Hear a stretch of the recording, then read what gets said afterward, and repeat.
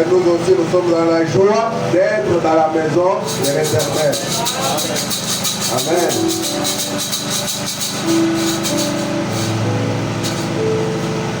Alors nous allons adresser un mot de prière à notre Dieu.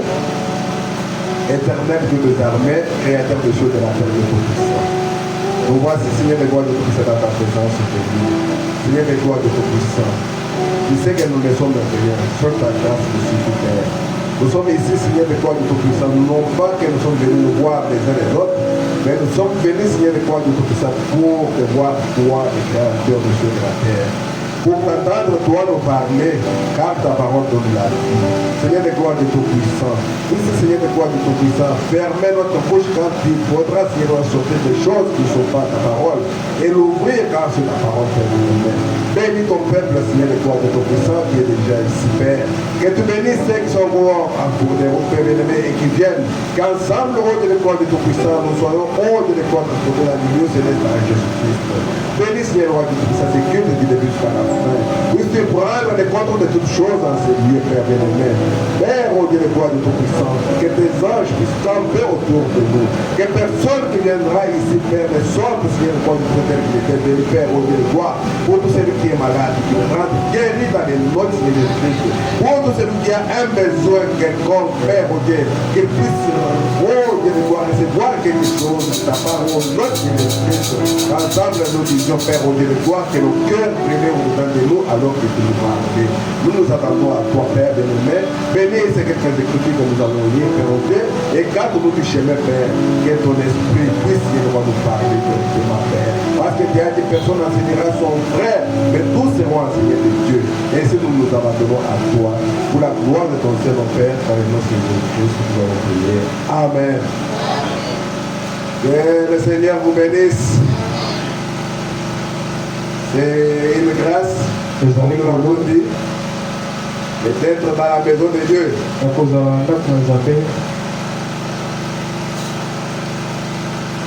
Vous êtes bénis, frères et sœurs. Amen, amen.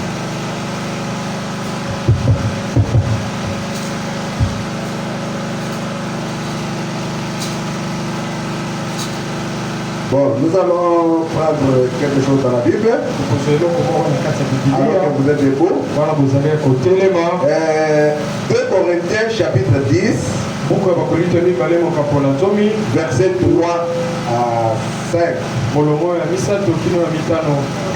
allons lire. Si nous marchons dans la chair, nous ne combattons pas selon la chair. Car les armes avec lesquelles nous combattons ne sont pas charnelles. Mais elles sont puissantes par la vertu de Dieu pour renverser des forteresses. Nous renversons les raisonnements et toute hauteur qui s'élève contre la connaissance de Dieu.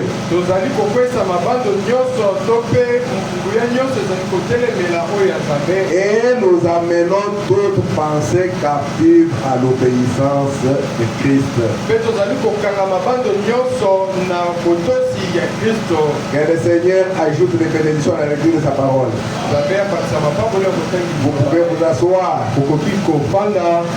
Amen. Encore une fois, que Dieu vous bénisse. Ce matin, nous avons un petit sujet. Nous avons un petit sujet. Nous avons l'idée nous les titulons les champs de bataille aujourd'hui. Les champs de bataille aujourd'hui. Rien à voir tel que c'était avant. Sinon, ça me demande.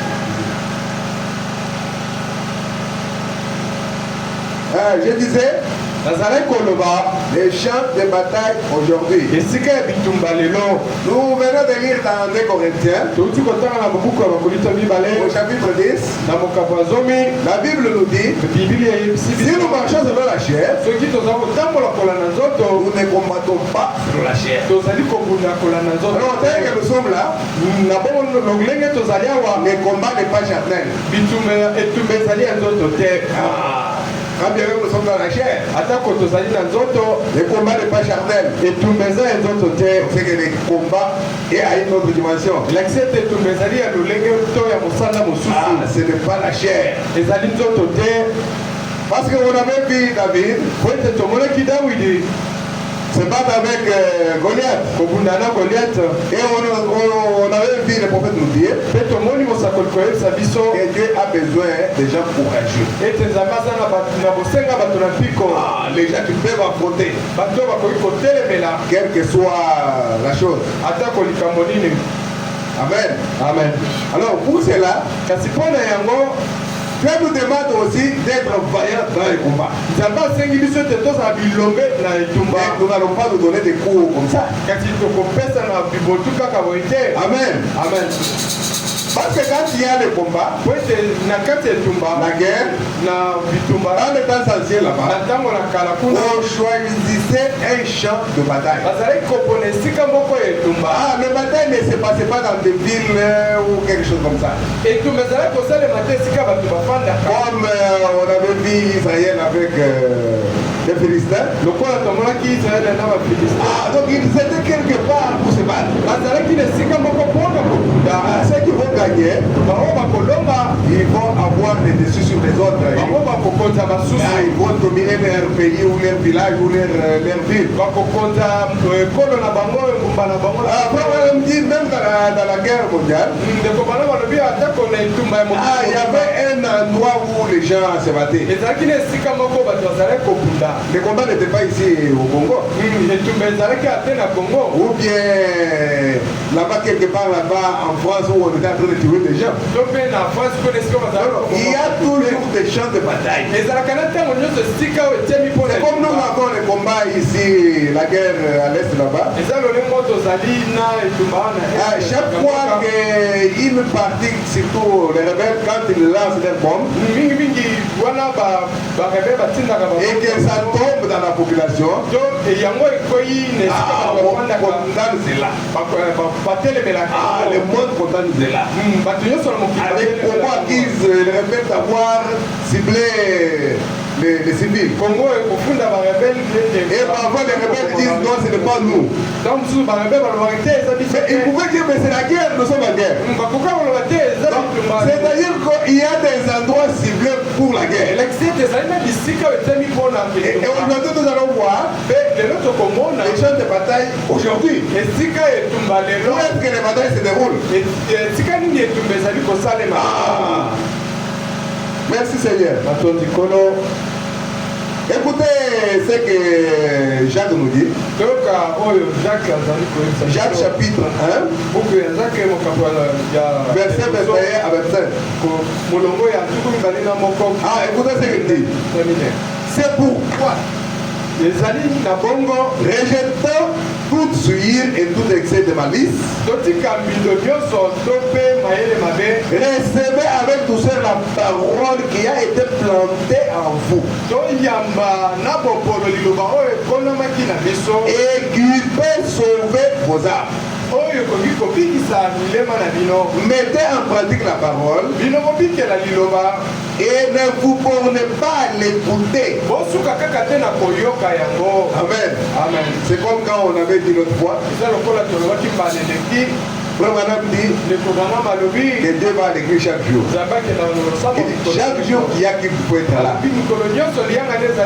C'est ce que Jacques nous dit ici. Et vous ne bornez pas à écouter seulement la parole. Mettez cela en place. Amen. Amen. Parce que nous sommes sur un champ de bataille. Pour madame dit quand nous devenons chrétiens, la bataille commence. Et que nous ne sommes pas dans un pique-nique. Ah, là où nous sommes en train de nous balader. Non, nous sommes dans un combat. Ah, si quelqu'un ne tire pas attention, il va recevoir une balle. Le dimanche, nous avons vu que nous devons avoir foi dans ce que Dieu a dit. Ah, si Dieu a dit quelque chose, c'est pour nous. Et qu'il faut croire ça. Et que tout ça nous avons besoin, nous les retrouvons dans les 7 noms composés de Dieu. Et que nous devons garder la foi. Amen. Et on pouvait déjà le faire notre fois. Mais le diable ne lâche pas. Il a des tactiques. Parce qu'il viendra maintenant pour te dire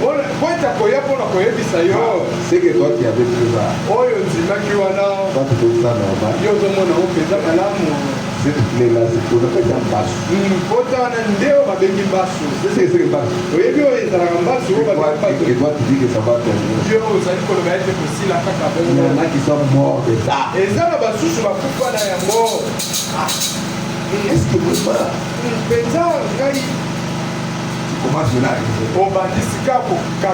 alors que la foi renverse les raisonnements.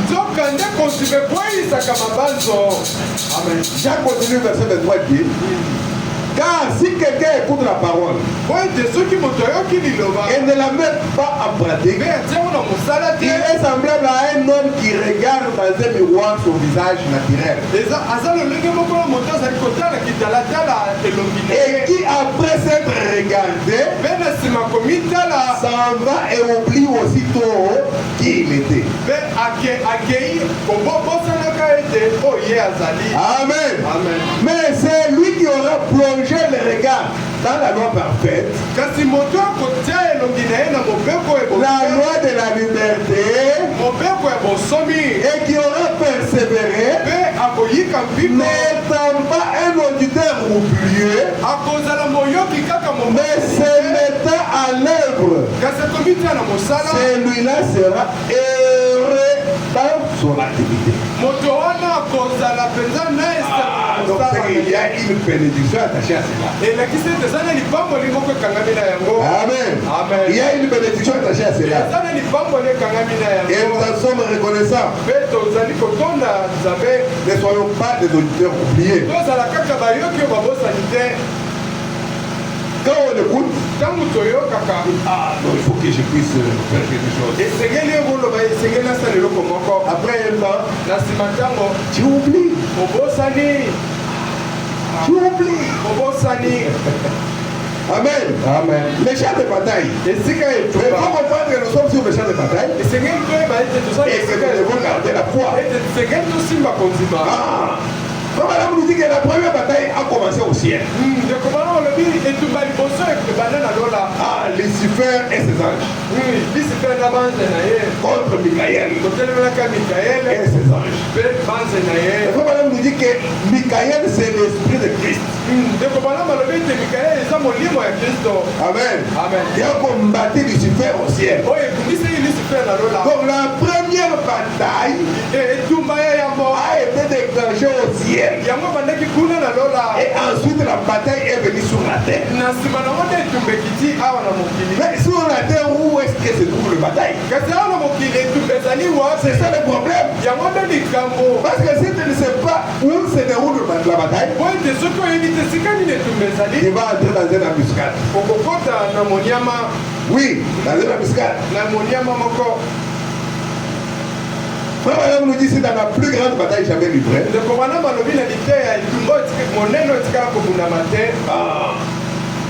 Paragraphe 57. Nous allons lire jusqu'à 62. Madame nous dit ceci. Donc, une armée, premièrement, en se préparant au combat, on va faire la sélection des soldats. Ils doivent être vêtus pour le combat. Alors, si nous sommes aussi sur le champ de bataille, nous devons nous revêtir de ce qu'il faut pour le combat. Ils doivent être entraînés pour le combat. Mais il y a l'entraînement. Les militaires ne viennent pas. Mais il va perdre la bataille. Il va perdre la bataille. Ils doivent être entraînés pour le combat. Et je crois que la plus grande bataille qui ait jamais été livrée est maintenant prête à s'engager. Pour que le diable ne puisse pas nous arracher ce que nous avons reçu le dimanche passé. En disant que ça c'est notre bénédiction. J'arrache ma bénédiction. C'est à moi. Dieu a promis les projets de bonheur.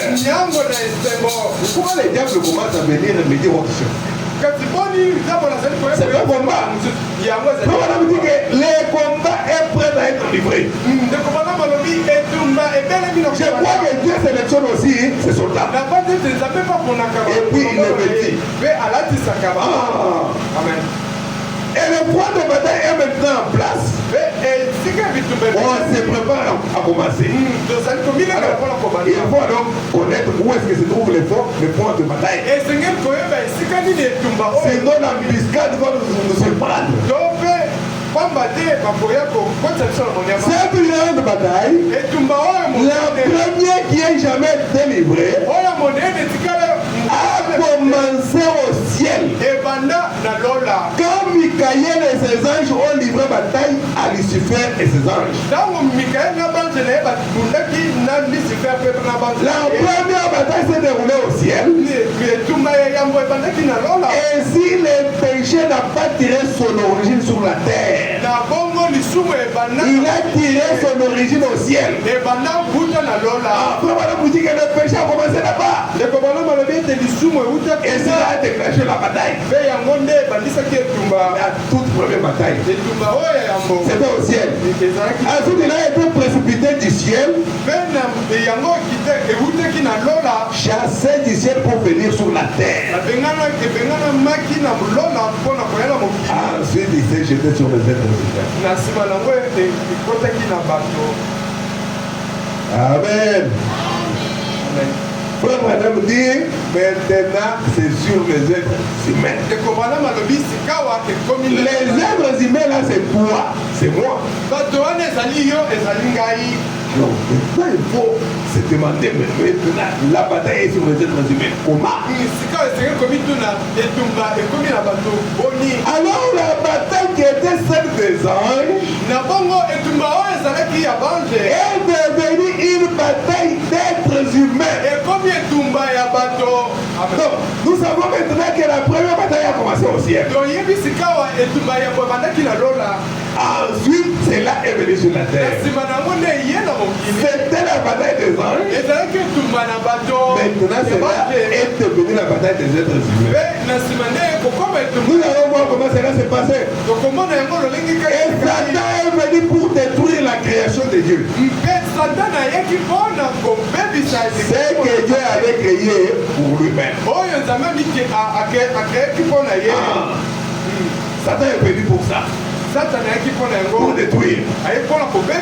C'était ça son but. Alors la bataille s'est engagée ici sur terre. Elle s'est engagée en nous. Et elle fait rage. Depuis lors. Depuis que le diable a été chassé du ciel, il est venu sur la terre. Il a engagé la bataille. La bataille qui était celle des anges. Mais là c'est la bataille des êtres humains.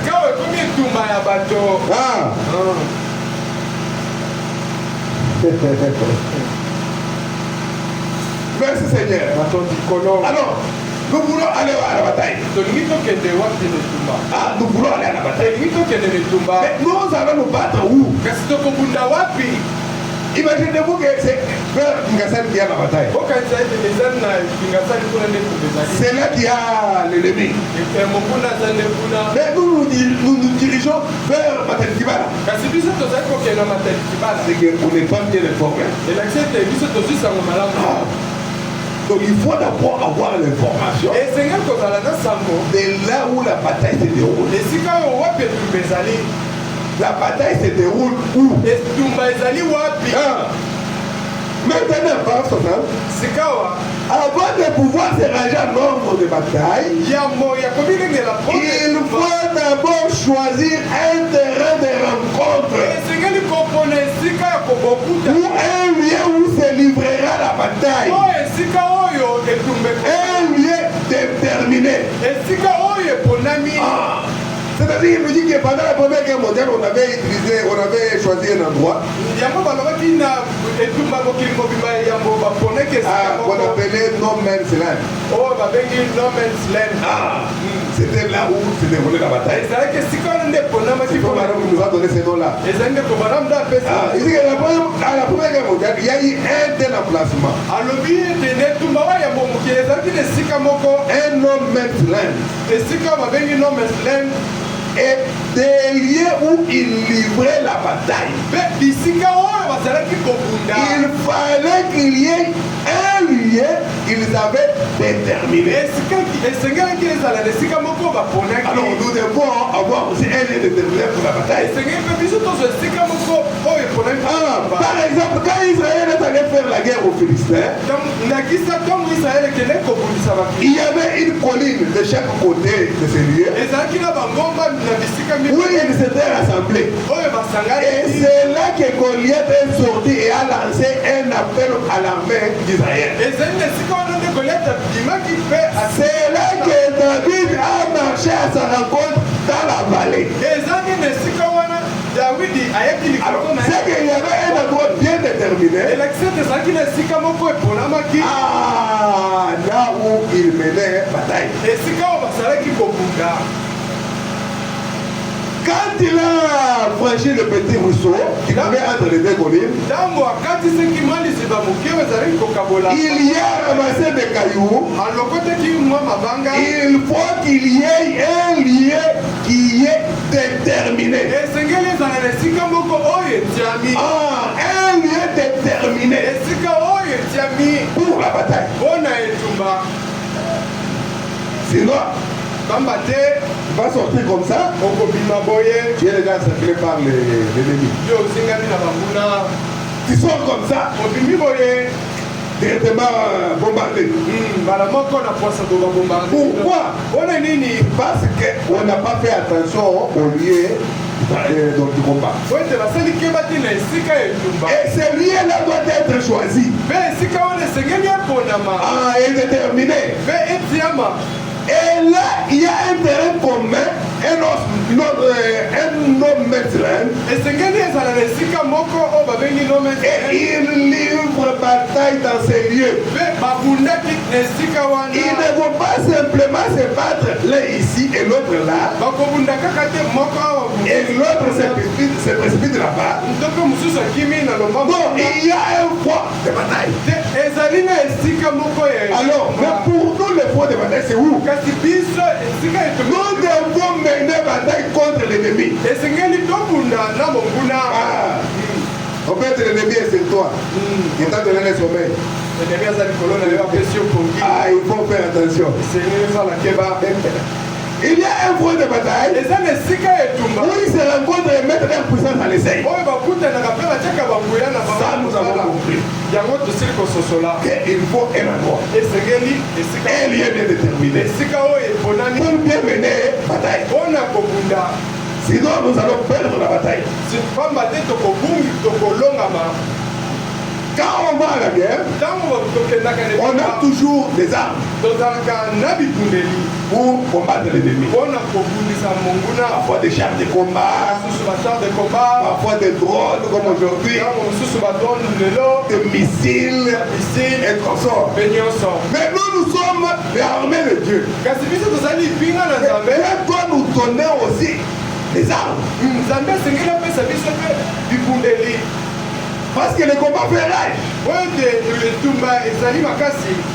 Juste là, nous ne savons même pas d'abord où est-ce que nous avons choisi de faire notre combat.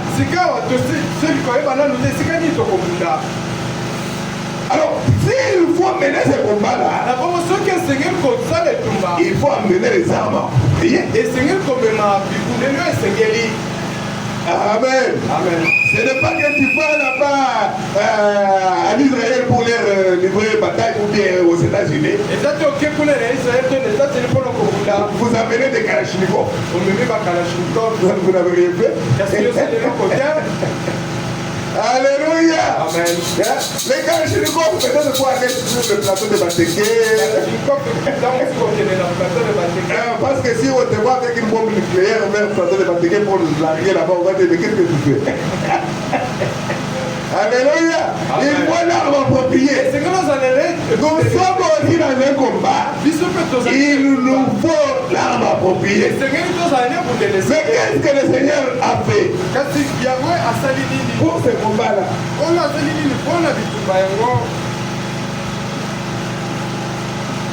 Dans la prédication, on se revêtir de toutes les armes de Dieu. Au paragraphe 39,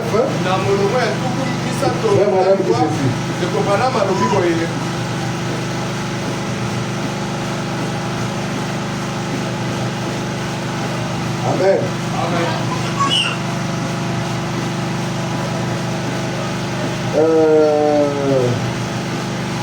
C'est revêtir de toutes les armes de Dieu. Paragraphe 39 jusqu'à 44. On va voir ce que le Seigneur nous a donné.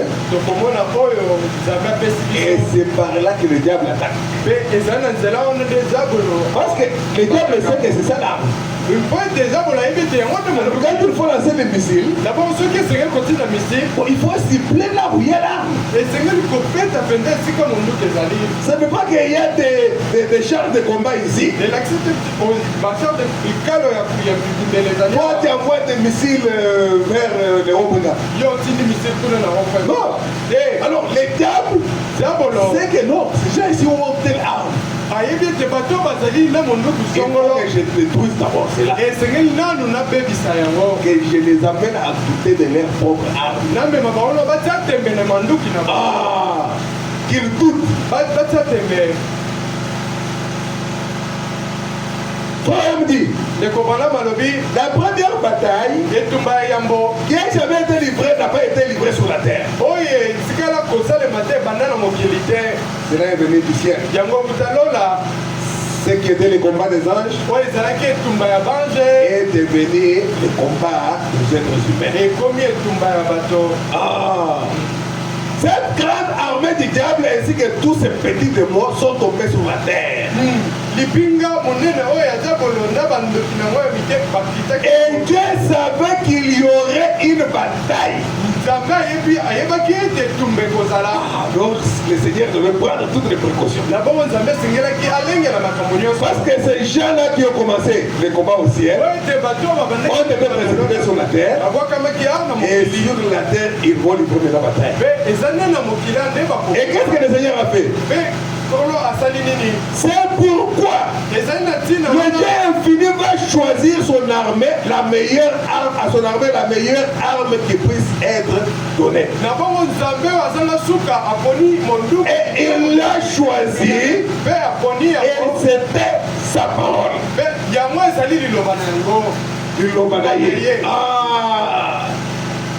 Dieu sachant que le combat va faire rage sur la terre, À son armée, il a donné une arme. La parole. Et frère, madame va nous montrer que quand le diable nous vient, c'est pour nous faire douter de cette parole. Que nous doutions de notre propre âme. Et il amène maintenant les raisonnements. Alors que nous avons lu avec vous, et la voix renverse les raisonnements. Parce que c'est un combat. Le diable a toutes ses tactiques. L'arme de Dieu n'a jamais été changée. Cela ne s'améliore pas, c'est toujours la même arme depuis un an. C'est la parole de Dieu qui a affermi son peuple. Peu importe combien de choses Satan obtient, combien de choses une autre armée obtient ou quoi que ce soit, même s'ils ont fabriqué Satan 2, et peut-être en 2025 ça sera Satan 3. Alléluia. Amen. Mais la parole de Dieu ne change pas. Amen. Ce qu'il a dit au début, c'est ce qui sera à la fin. Merci Seigneur. Amen.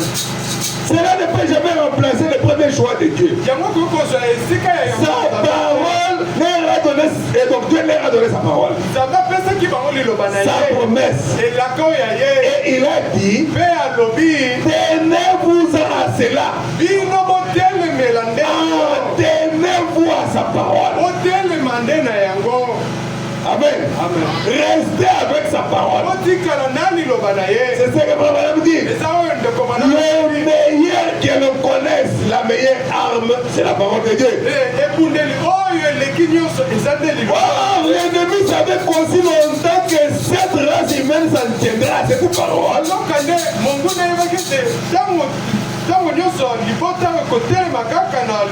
Il ne sera jamais touché. Donc, c'est-à-dire que si cette race humaine reste dans la parole, oui, le diable ne saura pas la toucher. Le diable savait cela. Amen. Amen. Frère Madame dit, je commence à me sentir religieux. Amen. Quand il dit que je me sens religieux, c'est que la chose entre. Je commence à me sentir religieux. Si longtemps que nous restons avec la parole, il n'y a que rien faire. Tant que cette race humaine s'en tenait à la parole, Dieu a fermé sa famille sur la terre. Son armée, sa forteresse de sa parole. La parole est notre forteresse. Le nom de l'Éternel est une tour forte. L'Égypte s'y réfugie et se trouve en sûreté. Alléluia. Amen. C'est ça la parole de Dieu. Alors que le combat fait rage, Dieu prend la parole, il donne à la race humaine. Parce que le diable a été précipité. Dieu infini savait que le combat va continuer sur la terre. Le combat qui était le combat des anges, Madame dit c'est devenu le combat des êtres humains. Alors il faut se choisir l'endroit où le combat va se passer. Le Seigneur c'est la parole. Ils s'y trouvent affermis en sûreté éternellement quand ils sont dans la parole. Tant que la race humaine s'en tient à la parole, tant que l'église s'en tient à la parole, elle est affermie et rien ne peut l'inquiéter. Amen. Amen. proclamer que j'ai ma guérison. Le diable viendra pour te faire douter de cela.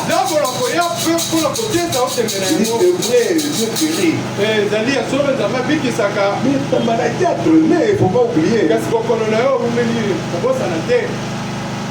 Frère Madame nous montre d'ailleurs que le diable, quand il vient, il vient toujours avec la parole, mais déformé, mal placé, mal interprété. C'est ce qu'il avait fait à Ève. Amen. Amen. Merci Seigneur. Eh bien, l'ennemi pour chercher à y faire entrer un espion, avant de chercher à y entrer d'une manière ou d'une autre, il a dit utiliser une sorte de tactique pour s'effrayer un chemin pour y arriver. Comprenez que c'est un combat. Quand c'est un combat, parfois on ne fait pas au grand jour. On peut envoyer des espions. Allez voir les positions. Qu'est-ce qu'ils ont comme arme? Ils ont arrivé ça où? C'est ce que les diables fait aussi. Qu'est-ce qu'il a comme activité? Alors comme Dieu a dit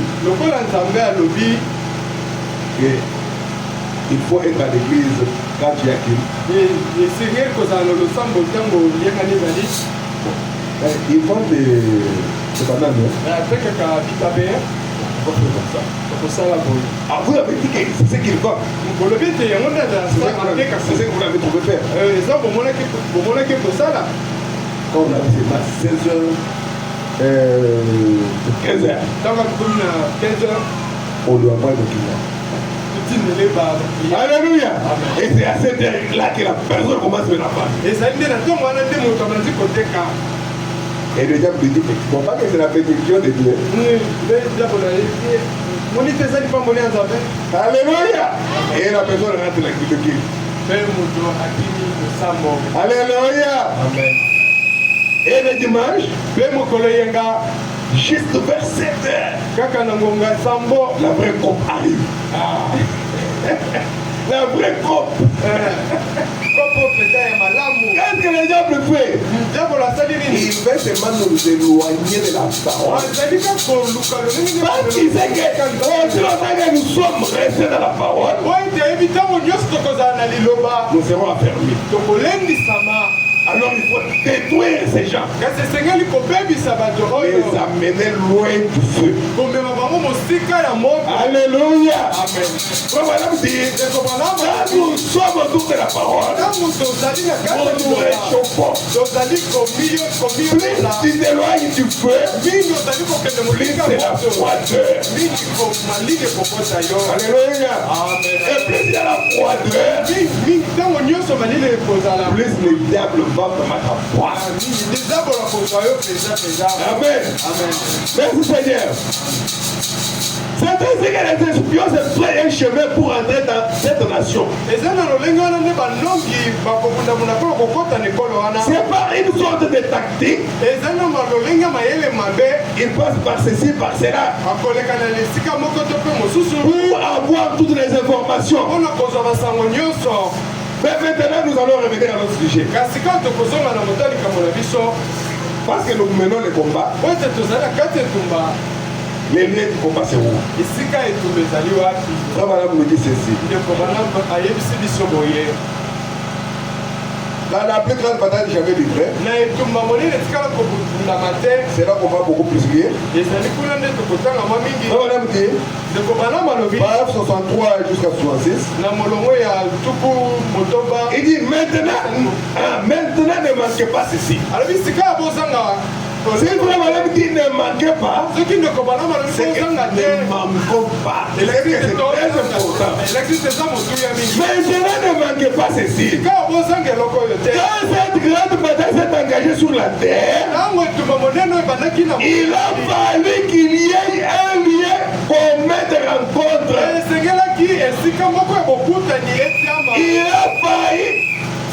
déterminer un lieu où la bataille allait s'engager. Et où la bataille allait faire rage. Et ces champs de bataille a commencé dans l'avancée. Voilà là où la bataille se passe. Dans la pensée. Oh, Dieu m'a guéri. Je suis dans la joie. Dieu m'a guéri. Merci. Tu ne sens pas que tu as encore la fièvre. Là, c'est toi-même qui commences à penser. C'est le diable. Le combat commence. Touche-toi un peu. Tu as senti. La fièvre est encore là. Et je suis pour moi qui donc, le diable va te faire douter de ta bénédiction. Et ce genre de bataille a commencé dans la pensée humaine. C'est là que la bataille s'engage. Amen. Amen. La bataille n'est pas loin. La bataille que nous menons, c'est dans notre propre pensée. C'est là que le diable vient et engage la bataille pour m'amener à douter de la parole. Et là, le diable Amen. Amen. Comment vous dire? La pensée humaine a été choisie comme le lieu de bataille où elle allait s'engager. Et c'est parce que les décisions se prennent dans la pensée, dans la tête.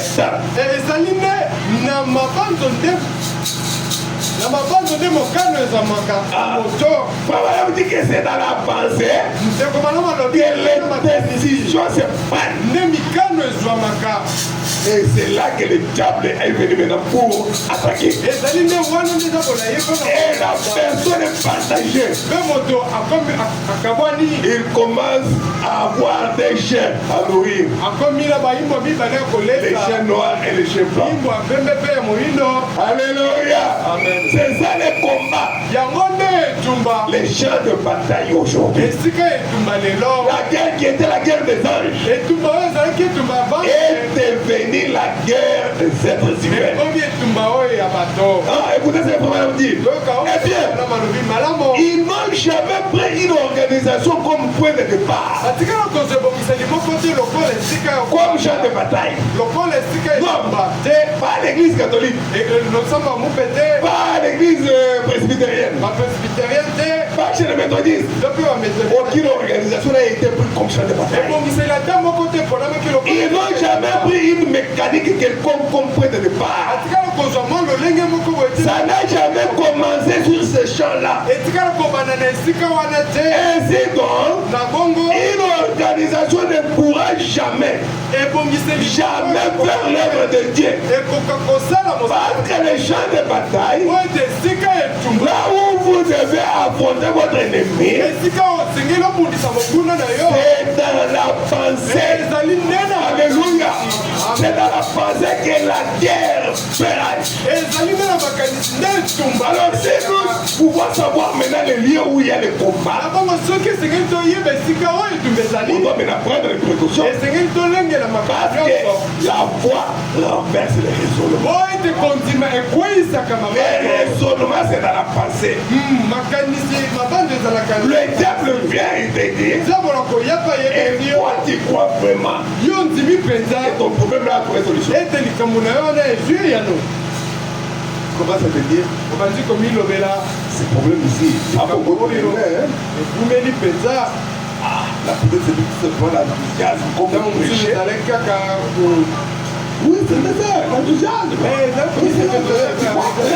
Tu commences à comprendre cette chose. Ça, c'est la guerre. C'est le diable. Il te fait douter. Alors, quand tu sais que c'est dans la pensée qu'il y a la guerre, le méchant de bataille, il va te dire, arrière de moi, Satan. Alléluia. Amen. C'est dans la pensée. Il vous faut faire votre choix. Vous y êtes confrontés. Oh, merci Seigneur. Les décisions se prennent dans la pensée, dans la tête. C'est là que Satan vous affronte. Il commence à vous donner certaines idées pour tout simplement vous faire douter de la parole. Vous écartez seulement de la parole. Et là, il vous frappe. Merci Seigneur. Écoutez, il dit ceci. Et les décisions s'y prennent. Parce que Dieu a fait l'homme ainsi. Merci Seigneur. Merci Seigneur. Alors, quand le diable voit ça, il dit bon, là au ciel j'ai perdu bataille. C'était Michael et ses anges. Il nous a précipités sur la terre. Maintenant, nous devons aller vers l'humanité. Et Dieu, sachant cela, il nous a donné sa parole. Et le diable aussi, sachant que nous avons l'arme qui est la parole, il commence à nous attaquer par la parole. Comme il était venu vers Jésus, il est écrit. Et comment Jésus lui dit, il est aussi. Et comment le diable viendra toujours avec la parole. Il est allé chez elle pour lui demander ce que Dieu a réellement dit. Oui, il a dit ça. Oui, c'est ça. Mais Dieu savait. Le diable n'a pas refusé ce que Dieu leur avait dit. Il a ajouté pour faire sortir Ève de la forteresse là où il était. C'est ce qui nous arrive. Et nous devons faire attention à cela. Que la guerre fait rage.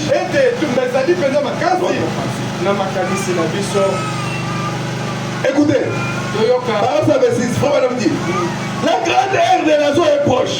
Alléluia. Avec votre armure qui réjouit,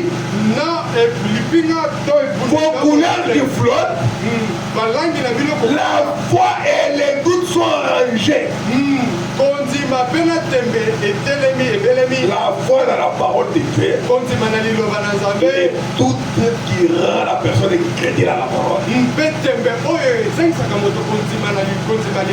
Le combat entre la maladie et la bonne santé. Combat entre Dieu et Satan. Et le lieu de bataille, c'est où? Dans notre pensée. Parce que c'est là que nous devons prendre des décisions. Tu dois choisir quel chien il va mourir. Le chien blanc ou bien le chien noir. Alléluia. Voilà va nous dire ça. Donc quoi les doutes sont rangés à l'ordre de bataille. Dans ce tabernacle ce matin. Donc dès que nous sommes ici, il y a des champs de bataille ici. Dans la pensée de chacun de nous. C'est là que la bataille fait rage. Il faut d'abord reconnaître l'endroit où la bataille se déroule pour prendre toutes les précautions. Tu peux dire que non, je ne vais pas dans des boîtes de nuit. Oh, je ne fais pas, je ne sais pas ceci ou cela. Et ta pensée par rapport à la parole. C'est ça la chose. Merci Seigneur. C'est-à-dire qu'elle va me dire, la bataille se déroule dans ce tabernacle ce matin. Les doutes d'un côté, la foi de l'autre. Tenez-vous à votre poste du devoir. Alléluia. Notre capitaine, l'étoile du matin, marche en tête. Il ne recule jamais.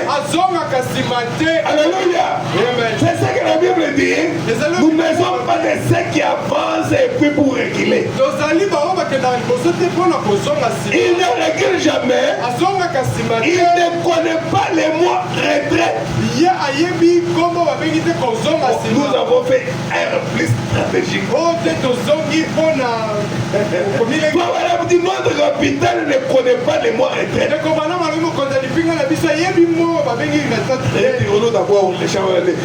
Le combat pénal. Notre capitaine avance. Il n'a pas à battre en retraite. Amen. Amen. Certainement. Amen, Seigneur. Lui n'est pas en retraite. Écoutez, la plus grande bataille jamais livrée, elle se déroule ici même en ce moment. Oui, entre la vie et la mort, entre la maladie et la santé, entre la foi et le doute, entre la liberté et l'esclavage. C'est à toi de prendre la décision. Et ce combat-là, c'est dans la pensée. C'est ça les gens de bataille que le diable a choisi. Dieu nous a donné la parole, mais seulement le diable nous amène le doute. La bataille se poursuit. Faites briller vos lances. Alléluia. Parce que c'est le combat. Dieu est en train de préparer ses soldats.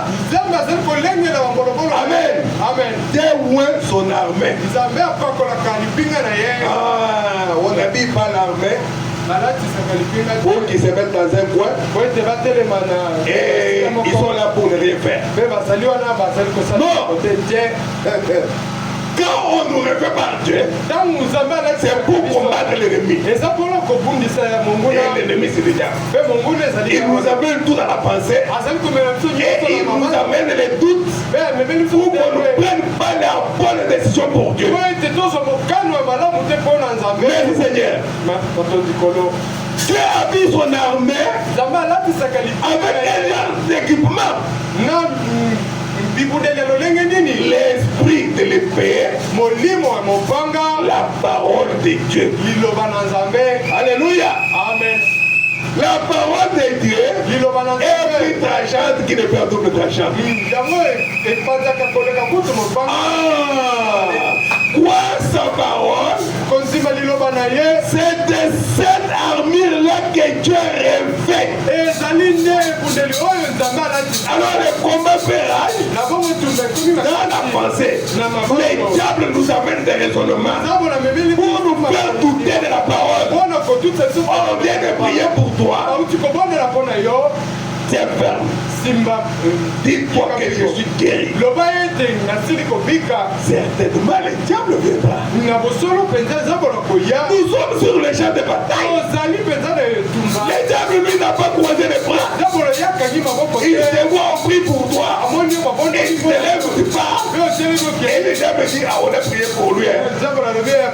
Non, quand tu parles là, il est en train de partir. On a prié. Ça nous a le diable fait. On a prié pour toi. Ah, tu es guéri aussi, hein? Il n'a pas refusé. Il a accepté. Tu es guéri, hein? Ta maladie là. Quand tu t'arrêtes seulement, tu commences à écouter le diable. Il commence à t'enlever la foi pour te mettre le doute. Vaya soldat. Vaya soldat. Bolobolo ya makasi elombe. Tiens ferme. Yikampiko. Dis au diable, Yebi sezabolo. je connais des tactiques. Na yebi mayele no ma. Dieu nous a envoyé un prophète. Nzamba tineli biso bosako. Il nous a révélé comment tu aimes. Alakisi biso lenge kani osala. Il nous a dit que tu as mené le combat dans la pensée de l'homme. Alobi te yo memi etumba na makanisi ya moto. C'est ce que tu es venu faire. Eza oyo yende kosala. C'est ce qu'il avait donné à Ève pour qu'elle puisse armer. Eza oyo pese ki Eva Et Ève a démoli son armure. Eva ye abebi ce qui penza. Comment a-t-elle fait? Asalaki moboni. En ouvrant sa pensée au raisonnement. Ya kofungola kaka makanisi na ina mababa. On ne raisonne pas avec la parole. Makanisa kanani lobate. Il n'y a rien de raisonner en elle. Eza ne loko kokanisa. C'est la parole de Dieu. Eza ni lobana nzambe. Tout simplement. Kaka bongo suka. Il n'y a aucun doute à ce sujet. Eza na tembe moko te. Il n'y a aucun raisonnement Eza na likanisi mo. à y avoir. C'est la parole de Dieu et c'est réglé. Eza ni lobana nzambe. Avec ça on y est. Eza yango ekoki. Alléluia. Amen. La parole de Dieu. Ni lobana nzambe. La parole de Dieu. Eza kaka ni lobana nzambe. Il n'y a pas à raisonner. Eza ni loko moko te kokanisa kuna. Dans le pays où je vous envoie, Na mboka oyo nazali kotinda bino. il y aura des femmes qui avortent. Ekozala na mwasi oyo azali Des femmes stériles. to mpe ekomba te. Il ne va pas commencer à expliquer. Yo kobanda kolimola to kolakisa. Il faut tout simplement croire. Esengeli kaka kondima. Amen. Alléluia. Amen. C'est réglé pour toujours. Yango etiami bongo Voici ce que je vais dire, chérie. otala eloko olingi koloba. Les femmes m'appellent son église chérie. ndeko bana babengi losamo na chéri. Voici ce que je vais dire, chérie. olingi ozali komona C'est la parole de Dieu. eza liloba na Dieu nzambe. l'a promis. nzambe alaki yango Dieu l'a dit. mpe nzambe alobi yango. Amen. Alléluia. Amen. Il ne faut pas faire comme les 10 espions. ezali kosala lokola banongi zomi. Ils lui ont dit balobaki ce que Dieu avait dit est vrai. oyo nzambe alobaki ezali mpenza. Le pays existe. engumba to mboka ezali mpenza. Nous avons vu qu'il y a le lait et le miel. tomoni mpenza miliki ezali mpe mafuta nzoi. Les semences poussent partout. kona mpe ezali kobota esika Mais seulement, kasi kaka nous avons trouvé des géants. tokuti bingambe. Les raisonnements ont commencé. makanisi ebandi. Mais Josué et Caleb, ils ont dit, kasi yosua mpe kale balobi non, te Dieu l'a promis nzambe alakaki yango. et nous devons posséder cela. esengeli C'est ça que Dieu veut de nous. ezali oyo nzambe alingi po Ce que Dieu a promis, il faut dire Amen. oyo nzambe asili kolaka asili koloba amen. Quand on a dit à Abraham, le bébé viendra. to bayisike banamo mwana koya. Abraham dit, ndeko on a banama commencé à lui poser des questions. akomi kotuna ye mituna. Où est-ce que tu as eu ça? yozwi yango wapi. Dieu l'a dit. nzambe alobi. Une femme de 90 ans. mwasi oyo alonata. Tu ne vois pas que selon la médecine, nomoni te kolandaka kimonganga. tous ces organes se sont déjà atrophiés, c'est devenu petit. biloko nyonso na ya kati. Ils ne sauront plus produire des hormones, tout ça. Ça, c'est des raisonnements. yango ezali mabanzo. Abraham n'a pas demandé cela. abraham atalaki Il yango a te. dit, Dieu l'a dit. alobi nzambe alobi C'est ça qui était réglé. yango nde ekoki. Et Isaac dit, mpe isaka. Alléluia. amen. C'est ça que nous devons faire. eza oyo esengeli Ne tosala. regardez pas aux symptômes. kotala bilembo te. Ne regardez pas aux eaux agitées. kotala mai ozali koningana te. Si Dieu dit, soki nzambe alobi. C'est comme il avait dit à Paul, eza lokola alobaki na polo. tu seras amené là-bas à Rome. yo komema kuna na roma. et ainsi de suite. mpe bongo na bongo. Mais sur le chemin, kasi na kati na nzela. le bateau commençait sur la mer. bambongi ebandi kuna na ebale monene. Le bateau Tanguela. masuwa ezalaki koningana. Et les militaires qui étaient avec Paul ont commencé à avoir peur. Alors que Paul leur avait déjà parlé. wana paul aselaki koyebisa bango. ayebisi bango. Il a failli le quitter. esengelaki boyokela. Il a fallu le quitter. esengelaki boyokela. Mais nous n'allons pas mourir. kasi tokokufa te. Nous allons arriver à Rome. tokokoma na Mais rome. on va perdre beaucoup de choses. kasi tokobungisa. Personne ne va mourir. moto akokufa te. Ne regardez pas aux symptômes. Côté la bilemoté. Amen. Alors, je vois ceci en train de continuer. Dans un commun, c'est le cocoba. C'est que. Non, non, là, c'est le diable. Ouais, mais ça dit ça, bolo. Dis-lui. Satan. Moi, je crois. Ngai na nzimi. Moi, ton raisonnement pas. Zwa mabanzo na. Arrière de moi. Musika na ngai. Nous sommes les enfants d'Abraham. Tozali bana ba. Nous devons croire. Et Seigneur tonzima. Merci Seigneur. Atonzi kolo. Alléluia. Amen. Et qu'est-ce que le diable lui fait? Kasi zambo la sala kanini. Il vient avec la parole. Ayena liloba. Il essaye de badigeonner un peu ça. Azali de mettre un peu d'huile, un peu de miel. kotia mafuta nzoi muke. Et à l'intérieur, c'est de la parole. Kasi na kati kuna ezali susu liloba te. Ces batailles ont fait rage depuis les jours des chanteurs, du chanteur d'éternel. Et tumba o ekomaki makasi uta moko. La bataille dans la pensée humaine, et tumba na c'est Satan qui l'a déclenché. ezali de Satan na bandisa. Quand il fait en rencontrant Ève, asala kinini na kokutana kana il n'a pas nié la parole de Dieu. ye awanga na kinilo. Il n'a pas nié la parole de Dieu. Mais il l'a badigeonné en blanc. kasi ye abongo amekeka kobongisa ngo. Il a obstrué quelques petits canaux ye akangaki mo ici quelque part en disant mais certainement que Dieu, nakolobaka ete na bosolo mpenza nzambe ces choses qu'il a promises, biloko nyonso asila kolaka. il savait que la parole était vraie. ayebaki ete liloba ezali Mais il savait qu'il ne pouvait pas simplement se présenter là et l'attaquer carrément. ye ayebaki ete esengelaki te aya abanda kobundisa ngo mbala moko Comme ça. kaka boye. Mais il l'a enrobé du sucre. kasi ye apakolaki yango sukali. Alléluia. La parole de Dieu doit être avec lui. liloba na nzambe esengeli omela mapenza. Alléluia. kasi Il faut appeler ça comme cela. esengeli komela yango mobesu. Mais le diable essaie un peu d'interpréter. kasi zabolo ye azali kolimbola. Il amène le raisonnement amemi makanisi mabanzo à la place de la foi. na esika ya konzima. Alléluia. amen. Il amène le raisonnement. azali komema mabanzo. Voyez-vous son attente? bomoni Écoutez attentivement alors que je termine. bolanda mpenza na bokebi wana azali Nous allons aussi bientôt terminer. biso Dis, mpe tokosukisaka te. qu'est-ce qu'il fait? nini yango esalaka Être incrédule à la parole de Dieu. nini yango esalaka ete kozanga kondima na eloba Donc, nzambe. être incrédule à la parole de Dieu, kozanga kondima na eloba nzambe c'est ça son attaque. yango nde kobundisama na C'est ye. tout ce que le diable fait. ezali oyo nyonso aza Il kolasala te rend incrédule. azangisi yo Il kondima amène les doutes amemi tembe à la place de la foi. na esika ya kondima. Alléluia. amen. Là pouvez-vous voir la plus grande bataille kuna nde bokoki komona etumba o monene qui ait jamais été livrée. oyo etikala kobundama te. Il n'y a que deux forces. ezali kaka na satana et Dieu. mpe nzambe. Et quelle est l'arme de Satan contre vous? mfe monduki nini ya satana asalelaka. C'est d'essayer de vous amener à être incrédule à votre arme. ezali komema biloko tuta tembe na ebundeli oyo ya yo moko. L'arme que toi tu as pour le combattre là, monduki ozalango mpona kobundisa ye wana. il t'amène à douter de cela. ye akomi komema o tuta tembe na yango. C'est ce que le diable fait. ezali oyo Il amène les doutes. amemi tembe Où dans la pensée? wapi na makanisi. Dès que tu penses que le diable te dit, ntango kaka yo ozwi oyo tu es KO. yo si. Il faut toujours être debout devant le diable. esengeli ntango nyonso Et te battre. Et il vous désarme.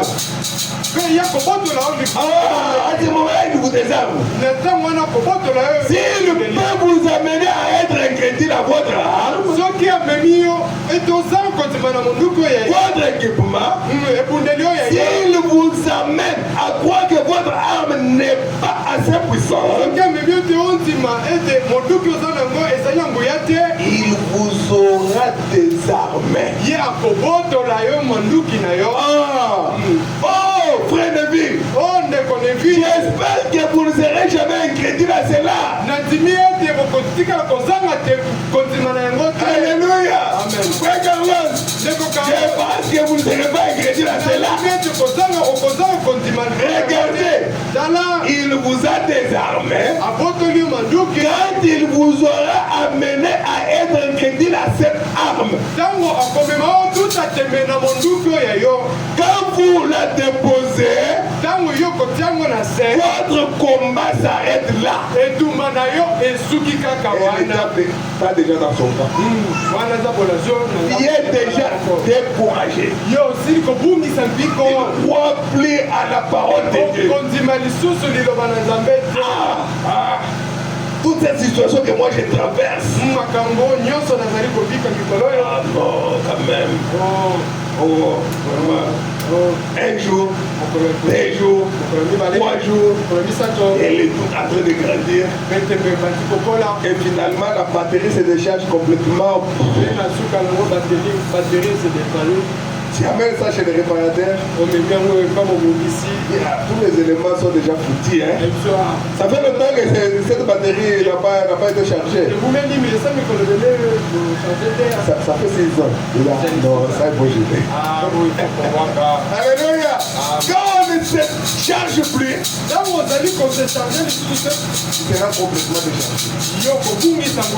Alléluia. Amen. Madame dit, selon le poète qui avait chanté, dois-je être transporté au ciel sur un beau lit d'aisance,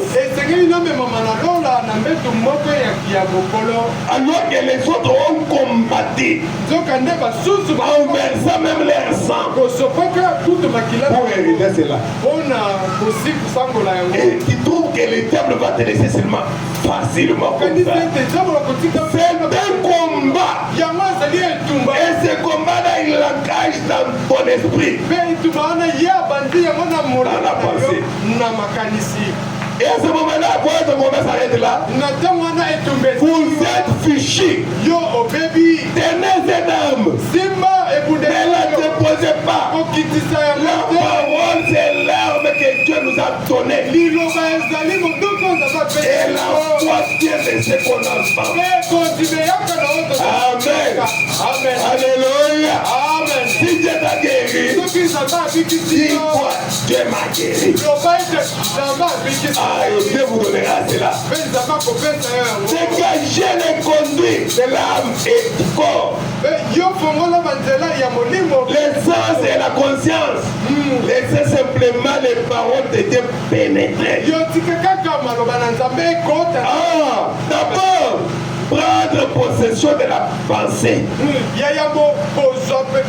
Que la parole pénètre et qu'elle prenne possession de la pensée. C'est là les champs de bataille. Non pas dire bien. Si je pouvais les sentir, si je pouvais sentir la gloire de Dieu des ânes, ça n'a rien à voir avec. Rien du tout. Dégagez simplement votre pensée et que la parole pénètre. C'est ça les champs de bataille. C'est là qu'on se range un ordre de bataille. Ici même, au fond, votre pensée. C'est-à-dire que c'est notre pensée qui a été choisie comme les champs de bataille. La bataille qui a quitté le ciel est venue sur la terre et s'est engagée dans la pensée de l'homme. Et c'est là que les diables et Dieu se battent. Et le libre arbitre t'a été donné de choisir. Dieu ne t'amènera pas de force pour choisir. Dieu t'a dit tout simplement choisir le bien. Regarde le mal, regarde le bien. Et je te conseille de choisir le bien. C'est fini. Les grands arbitres, c'est toi. Entre ces combats qui étaient au ciel, ces combats-là est sur la terre maintenant. Ta propre pensée. Quand tu marches là, dis-toi, les combats qui étaient au ciel entre Lucifer et Michael, c'est ce qui se passe aujourd'hui dans ma pensée. Donc ce qui m'envoie de faire ceci, l'autre qui me dit non, on ne fait pas ça, la parole de Dieu refuse. Ça devient un combat. C'est ça le combat qui est aussi. L'arbitre maintenant du combat. C'est toi. Merci Seigneur. Dégagez la pensée. Et dites tous les doutes. J'ai doute de mes doutes. Alléluia. Commencez par douter des propres doutes. Je ne crois pas ça. Je ne crois pas. Dieu a promis. Et moi je le crois. Amen. Maintenant les doutes. J'ai même ma foi dans la parole de Dieu. Mais voici Satan. Quelque chose va se produire. C'est sûr que oui. Quand il prend cette décision, quelque chose va se produire. C'est comme les peupliers là dont on a parlé. Quand ils s'est jeté, à un certain moment, ils se jettent comme ça. Allez, Dieu dit, il faut apprendre. C'est ça que Dieu aime. Merci Seigneur. Merci notre Dieu. On va terminer bientôt. On va lire des citations. Écoutez ce que le madame dit. Ne regardez pas à ce qui se passe à côté. Il faut plutôt regarder la parole de Dieu. Il faut regarder la parole de Dieu. Merci Seigneur. Il dit, frère, la plus grande bataille que j'avais livrée par 336. Prenez la parole, prenez l'esprit. Laissez entrer l'esprit dans votre cœur. Ouvrez votre pensée. Et dites ta parole est vraie, Seigneur. Ta parole est la vérité. Seigneur, je ne prêterai aucune attention à ce que je ressens. Ce qui m'arrive, je sais que toi tu as promis. Amen. À ce que qui d'autre que ce soit me dit, je bloque tout. J'évacue toutes les voies d'accès, toutes les contrariétés, tous les doutes et toutes les incrédulités que j'ai jamais eues. Tout sentiment que vous n'ayez jamais eu. Toute maladie que j'ai jamais eu. Tout le reste que j'ai jamais eu. J'évacue tout ça. Je vais s'asseoir à tout ça. Et directement à mon esprit. Ouvrons notre esprit. Et que la parole de Dieu puisse prendre possession. Oh Seigneur, descends. Tu as dit et tu m'avais donné le libre arbitre. Je dois prendre la décision. Et moi, madame dit, quand tu prends la décision, associe Dieu dans votre décision. Dans tout ce que tu peux faire, prends Dieu, associe-les dans votre décision. Comme Eliezer avait fait. Il avait le libre arbitre de choisir pour Isaac. Mais il a prié, il a dit, oh Seigneur, fais-moi grâce. Fais que la fille à qui je dirai. Il a associé Dieu dans sa décision. C'est ce que nous devons faire. Et non pas prendre la décision par nous-mêmes. Il faut toujours demander au Seigneur, est-ce ta décision. Très bien. J'ouvre mon cœur et ma pensée entre Seigneur Jésus. Parce que c'est là que la bataille se fera. Merci Seigneur. Alors, saisissez la foi. Cette épée de l'esprit. Ainsi dit le Seigneur. Abattez tous les ennemis devant vous. Il faut les abattre. Parce que c'est Dieu qui l'a dit. Alléluia. Amen. Ça y est. Tranchez tous les ennemis. S'il y a un esprit fantomatique,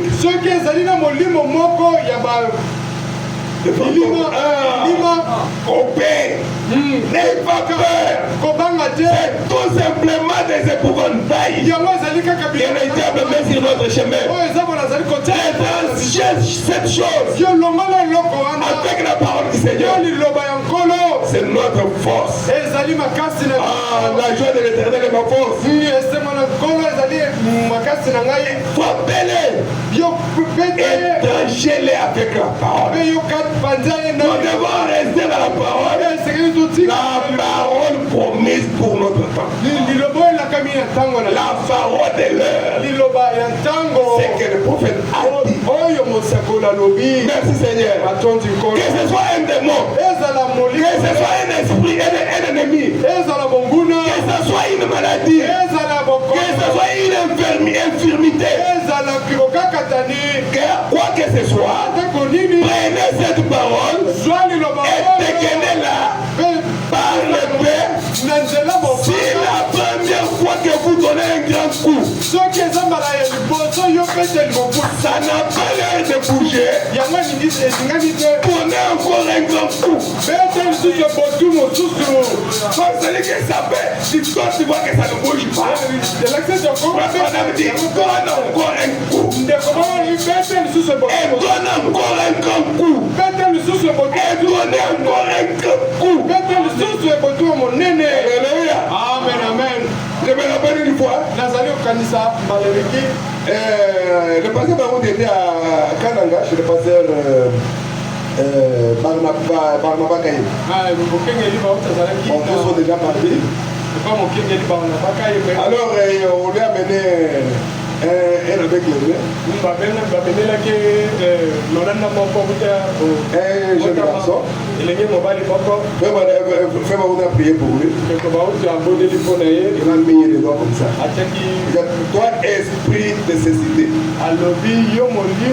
je t'ordonne au nom de Seigneur Jésus. Sors de cet enfant. Allez. Est-ce que tu peux voir? Là-bas dit, je ne vois pas. Je recommence. Toi, esprit de nécessité, je t'ordonne. Sors de cet enfant. Est-ce que tu me vois? Je ne vois rien. Je recommence. Madame dit, donnez un coup. Donnez un coup. S'il ne bouge pas, donnez un coup. Je recommence. Au nom de Jésus, sors de cet enfant. Oui, moi.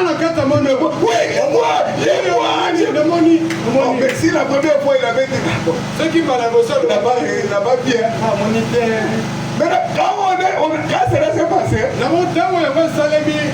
on est allé chercher la maman de l'enfant là. La maman était aussi avec lui.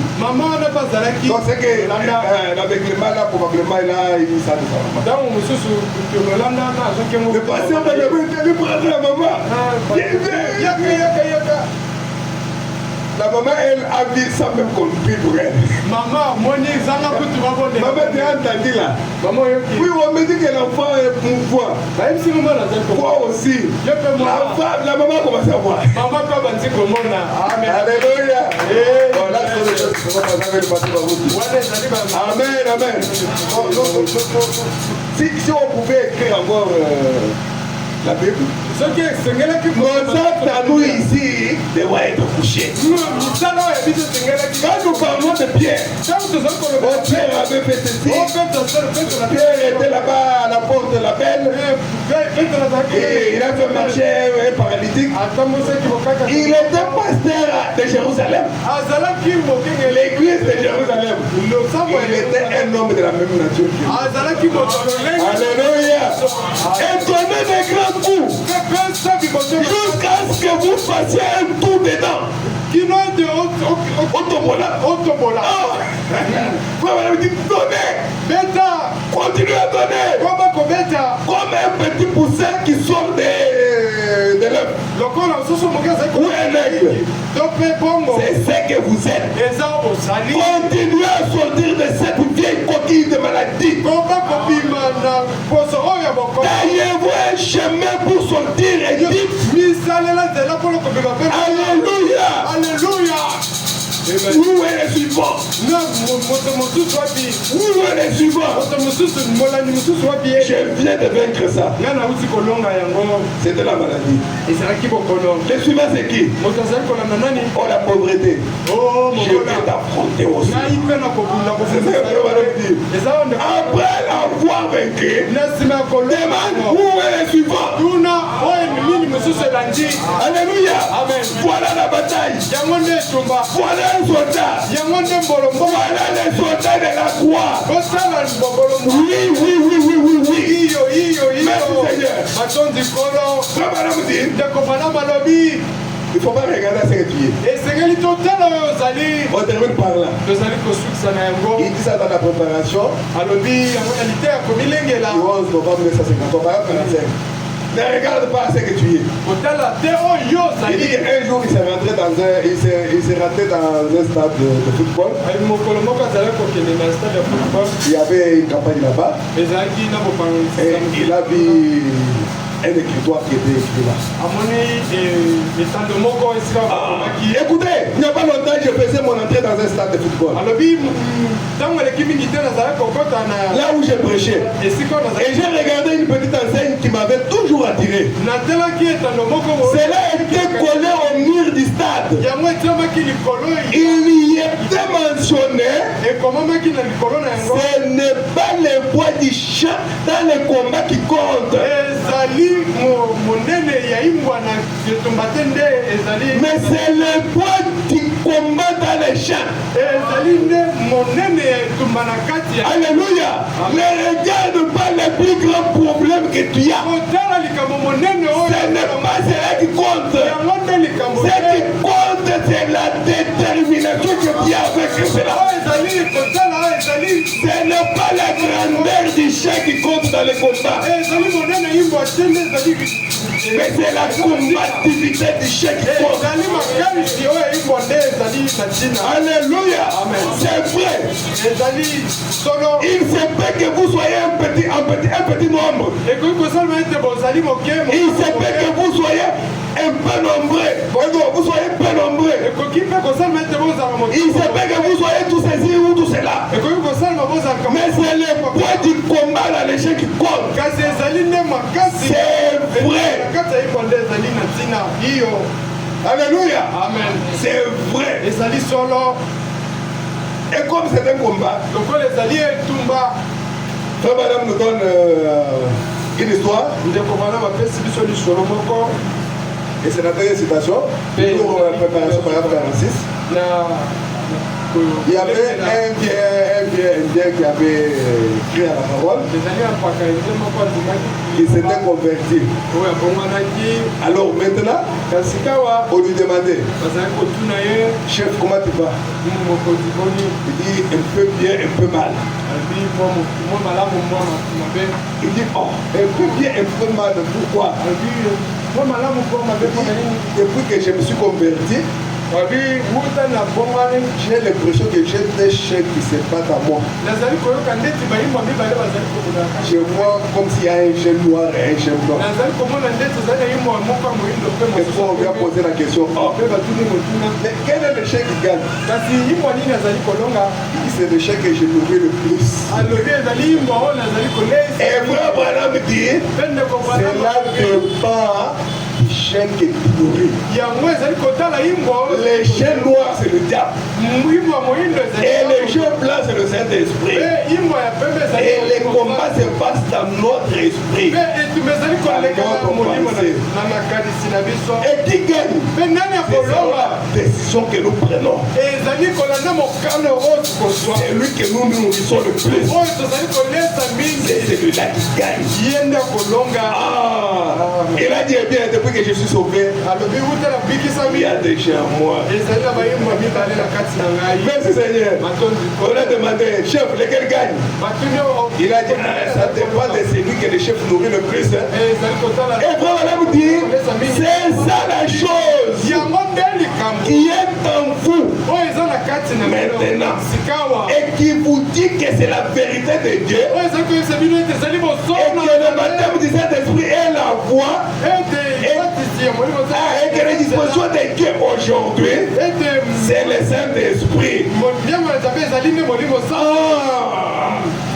Merci Seigneur. Cette chose qui vous dit cela, nourrissez-la quelques minutes et vous serrez le d'entre eux. Un vainqueur, un héros. Alléluia. Et à ce moment, tu vas dire, que le suivant passe. Je vais pour les corriger. Alléluia. Le champ de bataille, c'est pas notre passé. Et celui qui doit prendre la décision, c'est toi, c'est moi. Alléluia. C'est ce qui va nous faire gagner les combats. Que le Seigneur vous bénisse. Alléluia, alléluia, alléluia, alléluia. Alors que notre frère Samuel va nous conduire dans le cantique, nous allons chanter et chacun de nous va prier le Seigneur en fonction de ce que nous avons écouté. Alléluia. Les combats fait rage. Les combats fait rage. C'est le frère Joseph qui va nous conduire. Et Dieu vous bénisse. Chantons avec joie. Il y a des maracas qui sont là, qui nous a donné